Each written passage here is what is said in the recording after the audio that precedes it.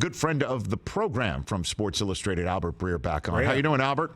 I guess my timing's impeccable Yeah, here, right? Absolutely. I'll give you the floor on the Washington Commanders sale and everything surrounding it. Well, I would say I think it was Brockman there that said that this is worthy of a parade. I think it is.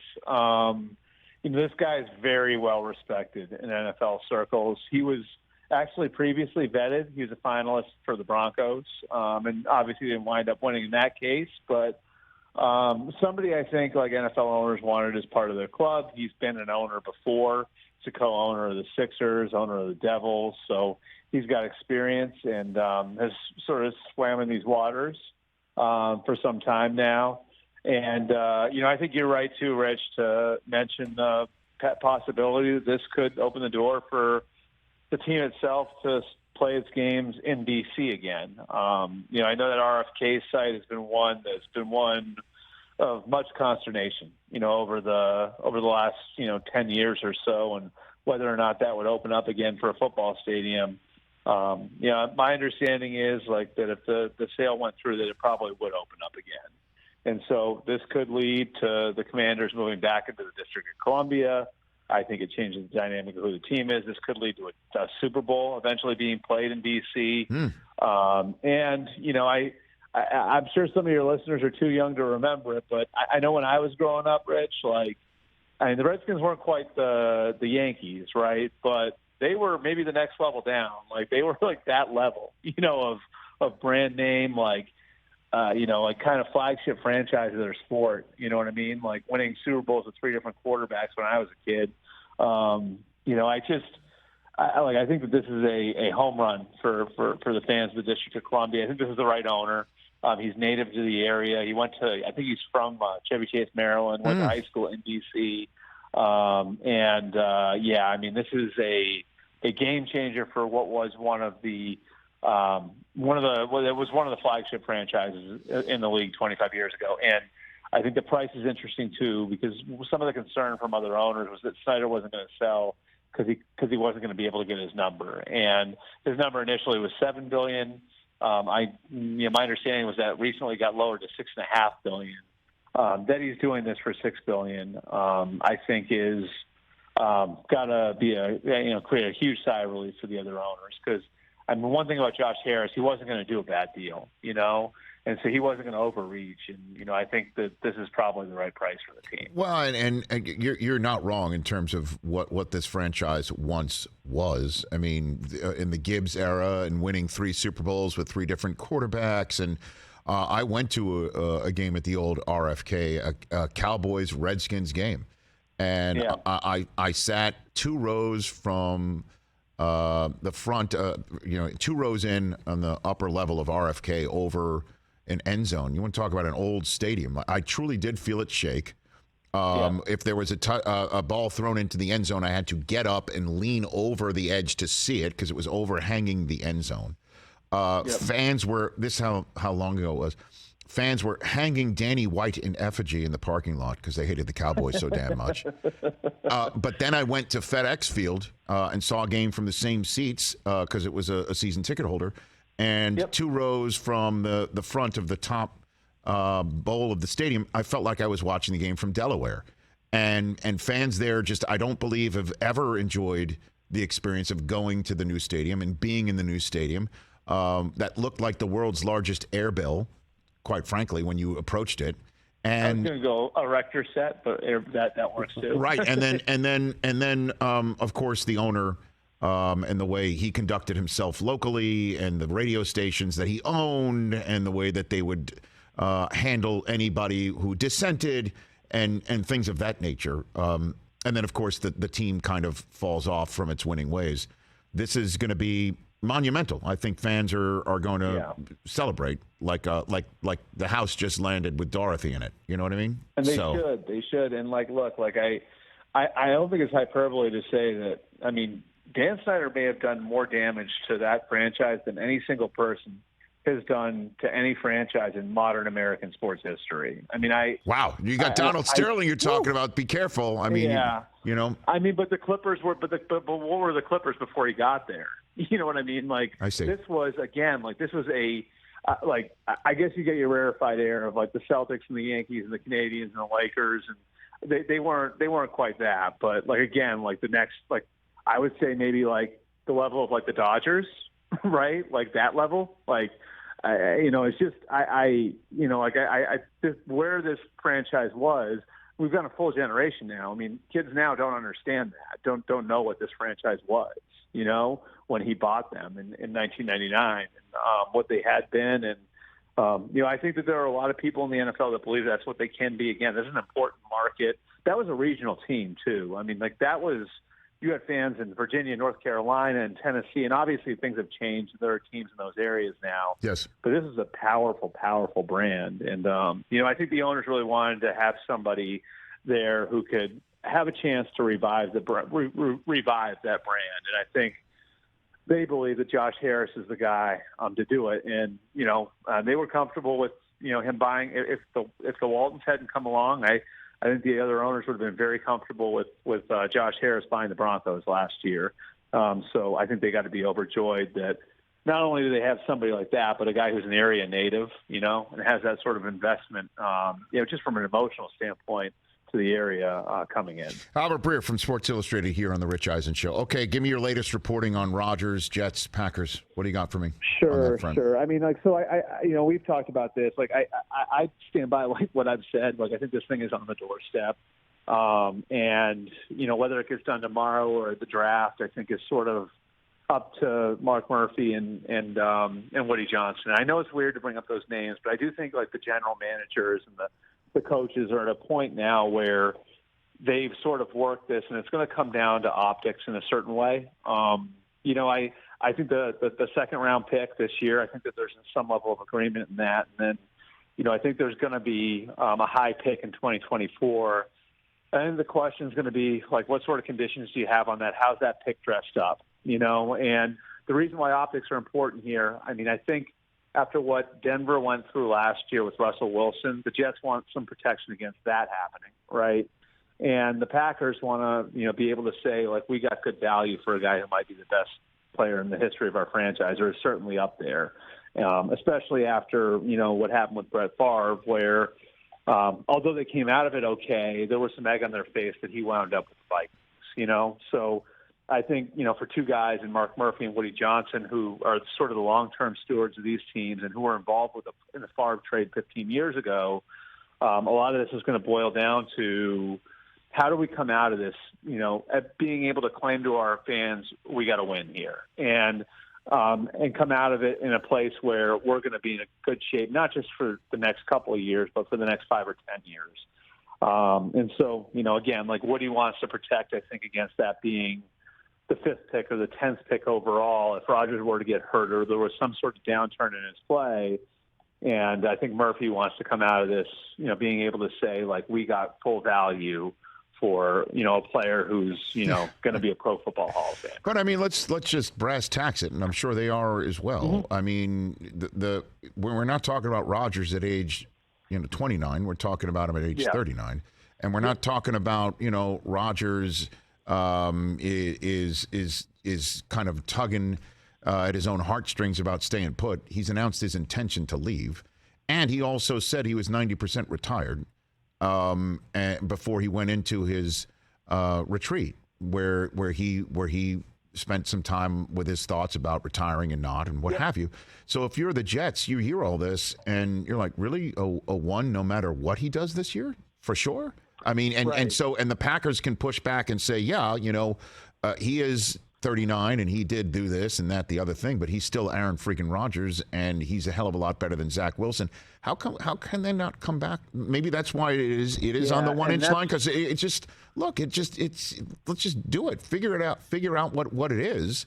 And I think in your reporting in Sports Illustrated, you kind of threw out there what it could be. I'll give you the floor on that, Albert. Yeah, so I think part of it, and part of the concern for the Jets too is that they only get him for a single year. Now I think they think they're going to get him for 2, but I mean we don't know how Rodgers is going to feel a year from now. Of course not. So the answer there would be, do you attach a conditional 25 pick to it? If the Jets, if say he plays 2 years, then like if he plays only 1 year, well then there's like some sort of give back, from the Packers to the Jets to protect them. So like say you say, okay, like we're going to give you a conditional one next year. And then, like, if he only plays 1 year, well, then the Packers send the Jets something in 25. Like, there are creative ways to game this, And I think that's sort of, where they've been. And I think that, and honestly, like, one of the things I brought up with you was, like, how important the relationships are here, right? Well, I mean, the general managers, I think, have worked really hard at this, and Brian Gutekunst and Joe Douglas have tried to be very creative about it. And I think that they're honestly, I think they're probably close to, where they could say, okay, we're comfortable with X, Y, and Z. Like, let's pick a scenario here. I think that it really comes down to, figuring out like a creative way to make this work for everybody. And I'm with you. Like, I think that should be available to everybody here. Unfortunately, sometimes it takes deadlines to get these things done. So the next two checkpoints, one is Monday, which, look, it would be great for the Jets and it would be great for the Packers to be able to go into Monday and say, here's, some finality to the whole thing, right? Like they both open their off-season programs. Robert Saleh will be in front of an auditorium with his players. Matt LaFleur, same thing with his players in Green Bay. And it would be great for Matt LaFleur to be able to address that room with Jordan Love as the quarterback. And it would be great for Robert Saleh to address his room with Aaron Rodgers in the fold. So that's the first, checkpoint. You get past that checkpoint, then the next checkpoint's the draft. And I think that's the real tension point because at that point, if you're talking about a pick this year, it has to happen then. So I would say those are the two, so-called deadlines. I think one is a soft deadline. That will be Monday. And then, I think Thursday is a week or 2 weeks from today, which is the first night of the draft, will be a little bit harder of a deadline. Albert Breer here on the Rich Eisen Show. Odell's being introduced as we speak, and he said he didn't get any assurances from Lamar that Lamar's coming. He said life's uncertain, and he didn't get any assurance for anything. What do you think? I think it can't hurt. The Lamar thing's been so complicated and unpredictable. It's hard to talk in absolutes on that. But I do think if you're the Ravens, this is an olive branch, you know what I mean? And this is look, Lamar, we're not starting over with a new quarterback. We're not rebuilding here. We're not trying to, build up our draft capital. We're in it for right now. Because I honestly think looking at this deal, this isn't a deal that the Ravens would normally do. I mean, 1 year for $15 million with a lot of that money pushed off into the future. It's very much like the sort of move that the Bucs made the last 3 years to help Tom Brady, And so I think it's an olive branch, and I think it should help. And I think in the end, if they get Lamar signed, then I think it'll all have been worth it. But I do think it's a real piece of evidence that the Ravens are very serious about getting a deal done with Lamar, and they hope this can help. And by the way, it does address a pretty big need for them too. After Rashad Bateman got hurt last year, they had almost nothing at receiver. So the idea that you could roll Bateman, healthy again with Beckham out there, got to be a pretty tantalizing thought after what Lamar, had out there with him last year. Yeah, and note to the rest of the wide receivers on planet Earth, the Ravens aren't some Bermuda Triangle. That's to be avoided. Right. Here's Odell saying, I will choose them, and obviously the money matters for that. He also said Steve Bisciotti texted him and they spoke, and he fired Odell up, and that's why he's here in Baltimore. Yeah. But here's the way I look at it. I mean, here's the way I look at it, right? Do you guys remember? You remember how on eBay, when you used to go on the auction sites like eBay, right? Yeah.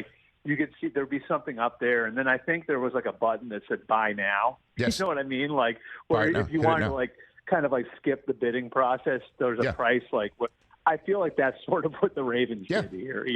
They jammed the Buy Now button to prevent them from going and visiting the Jets. Right, exactly. They hit the purple Buy Now button. But what are Lamar's options? I mean, it does appear Chris Ballard confirmed they kicked the tires on Lamar, and they also have the 4th overall pick in the draft. I guess they want to see what that's all about. I had Arthur Smith on the program, and he said, yeah, sure. I mean, we talk about everything that can improve the team, but they decided, obviously, Desmond Ridder and playing free agency the way that they did with such a spending spree on their own, and others that don't play quarterback was the way to go. I mean, what do you think Lamar's market does look like 2 weeks before the draft and then thereafter, depending on the way the draft goes? I would say, I would say like teams are going to keep their cards close to the vest. I think there's more disagreement on the quarterback class than people realize. So, what do you mean by that? What do you mean by that? I just mean it's like, I mean, I think we all look at it and say like, whoa, 4 quarterbacks in the top 10. Do you really think teams look at it that way? Like, or like for the Colts or for one of the, are there teams in the top 10 that are looking at it and saying like where it's like, all right, we like 2 of these guys, but then the other 2 we're not as sure about. We don't really value as a 4th overall pick. So maybe if one of them falls to us, then like, yeah, we'll do that. But otherwise, like we would rather have Will Anderson there. You know what I mean? Like that sort of logic because, it's great to get a quarterback in the first round in the top 10. You know what I mean? Like, but there's nothing more disastrous than getting one wrong there. That gets everybody fired. So that's why I think that the draft is a meaningful checkpoint in this one too, because it's going to reveal what teams think of the quarterback class. And again, I think that some of that opinion is split. And then also, like if you're the Colts, and you and I have been through this scenario before. Like, what if you take Will Anderson 4th overall and then you turn around and now you're talking about giving up picks in 24 and 25 for Lamar, which you think maybe are in the 20s because you're going to be a better team with Lamar rather than giving up the 4th overall pick. Like, there's some logic to that, too. So I think, like, once we... But let me just jump in here, with the limited time we have left, because there's a couple things. Signing Odell, don't you think the Ravens are just going to match whatever the hell anybody does anyway? That's the whole point with the whole notion about not signing Lamar to an offer sheet had 3 different prongs to it. 1, too much draft capital. 2, too much capital, period. And 3, why do the work for the Ravens? That third option is now through the roof that they signed Odell. Scary. Yeah, right? I mean, like, and that's the thing is, like, I think that's the fear of all these teams. Is like, right? So are we just writing the contract for the Ravens? And that's where I think you have to put your cap people to work and. Like you hope you can write something. There's obviously you can't do the old like Steve Hutchinson poison pill. Like, what was it? You remember that? What was it? Like if he plays like 8 games west of the Mississippi or something like that, then all his money's guaranteed. It was something like that. Right. You can't do that anymore. But like there are creative ways where you can make it difficult for the Ravens to match. But yeah, that would certainly be the rest. Okay. And so are you echoing? You said that there's more disagreement on the top quarterbacks in the draft than people think. Are you echoing the sentiments of our buddy Schefter saying he's not sold? The Texans are going to choose a quarterback second? Yeah, I'm not. Okay. I think like if you just look at the history of the 2 guys, okay, and I think it's still a discussion point for them. And I think if Bryce were to fall to 2, like I think they probably would take him. I think it's still a discussion point if Bryce is gone, what they're going to do. And I think that could be Will Anderson. It's been called to my attention. Like you look at D'Amico, right? Like, and look at Nick Caserio, the 2 guys who are making decisions. Nick Caserio has been in the NFL for 23 years. He's never taken a quarterback or been part of a team that took a quarterback higher than 62nd overall. That was Jimmy Garoppolo, right? And then you look at D'Amico's history. D'Amico was part of a team that drafted a quarterback 3rd overall and traded 3 first-round picks for him. That was Trey Lance. And the Niners got to 3 NFC championship games with quarterbacks not named Trey Lance, right? And with 2 different quarterbacks not named Trey Lance. Right. So, like, you look at that history, and then, like, well, D'Amico was a part of a team that had the 2nd pick 4 years ago. They took Nick Bosa. That turned out pretty well. You know what I mean? Like, so you start to put the pieces together, and ownership's going to have a say in this, and I'm sure ownership is gung-ho on the quarterbacks and all the rest of that, I just think it's a complicated thing if you're not as sure. And so I don't think they're as sure what they're going to do yet. And like, I'm not sure that it's going to be a quarterback at 2nd overall. I could very easily see that being Tyree Wilson or Will Anderson. So you are echoing Schefter's sentiments that they may not choose a quarterback. I wrote this on Monday too. Like I felt that way for a little while. Like I had it in my head. I had it in my head that it was going to be Bryce and CJ 1-2, one or the other. That was probably about a month ago. I felt that way. I don't feel that way anymore. So let me just last one for you then, because it does tie into your first item on your column from this week involving the Patriots. What would the Texans' plan be at quarterback then if they don't choose whoever the Panthers leave for them to choose first? And could it possibly? Is it Davis Mills? Like again, it might be. I mean, or what about Mac Jones? What about Mac Jones if the Patriots are so soured on him? You know, maybe you take a swing there. Maybe you wait till. Maybe they're a team that is willing to wait till 2024. You know what I mean? Like I don't know. Huh. That's the question. I mean, like Drake May and Caleb Williams next year, and then you have 2 first-round picks again next year for the Texans. You got Cleveland's pick again next year. I certainly think all those things are things you think about. Maybe you like Anthony Richardson, but you like him at 12 and not at 2. You know what I mean? Like there are different ways to look at this creatively, and I certainly think D'Amico coming in is going to have he's going to have some power over this. And, it'll be interesting to see what his influence is on it, too. Because, again, like he's coming from San Francisco. They got to an NFC title game with Brock Purdy at quarterback. I don't think you can discount his experience having gone through that. By the way, his offensive coordinator, Bobby Slowick, was there, too. Albert, thanks again. Terrific stuff, as always, and food for thought for the rest of the program for me to chew on. Thanks. You're the best. We'll chat soon. All right. Thanks, Rich. As always, Albert Breer, so giving of his time to this show. At Albert Breer, check him out. Catch the Rich Eisen Show every single day on the Roku channel, 12 to 3 Eastern, for free.